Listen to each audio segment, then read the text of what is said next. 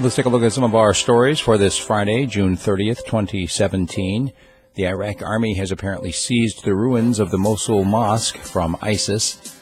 This is the Grand al-Nuri Mosque, the one that had the famous leaning minaret, which was blown up just a little while ago, a couple of weeks or so.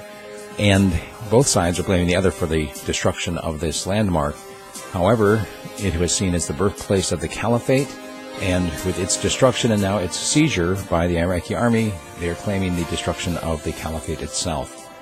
The United States has unveiled new airline security measures to avoid a laptop ban, as this is something that was originally limited to 10 airports where they felt that there was an extreme threat of the possibility of somebody smuggling explosives on board by way of their laptop electronics and assembling a bomb.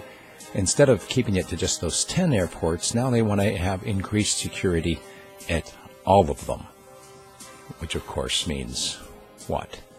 We're going to have greater scrutiny, not just of people, but also of their items before they get on flights. It means that we give up just a little bit more of our freedom in travel.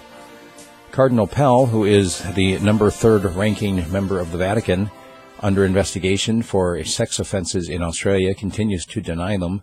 He's the treasurer of the Vatican.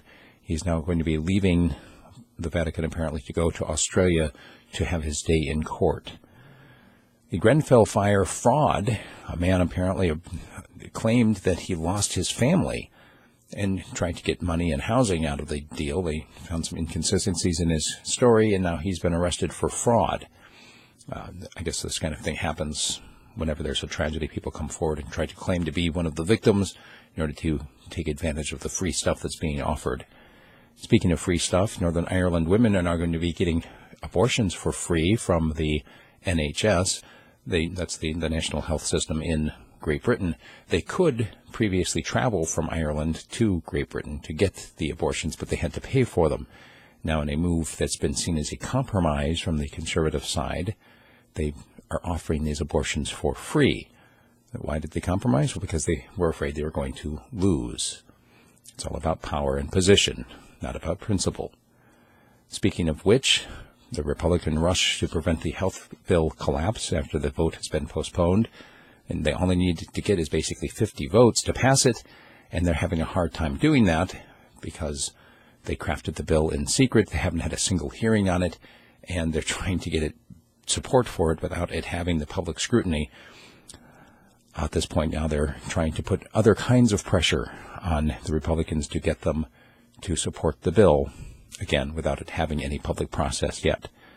The Gulf crisis going on right now with Qatar and the 4 other Arab Gulf states that have put sanctions on them. Nikki Haley, that's the United States ambassador to the UN, sees this as a great opportunity to hit on all sides and try to get concessions from everybody. In Canada, the Parliament was hit with a protest. Some people, Indigenous peoples, by the way, put up a teepee as part of a protest ahead of Canada Day, saying basically we should stop this period of colonialism. That'll be my subject of commentary today. Also, Maine has reported its first case of measles in 20 years. Trump's Russia lawyer is facing conflict of interest questions now over a $296 million deal for Trump's son-in-law. And Russia has mocked the HMS Queen Elizabeth, this new aircraft carrier that Britain has just rolled out. They're calling it a large, convenient target and warning the British warships to keep their distance. There are many more stories than we have time for in a short video like this. If you'd like to get 30 to 40 minutes of news delivered by audio form directly to your inbox every day, become a subscriber at radiofreespeech.com. If you'd like to have a free sample, send me an email, steve@radiofreespeech.com.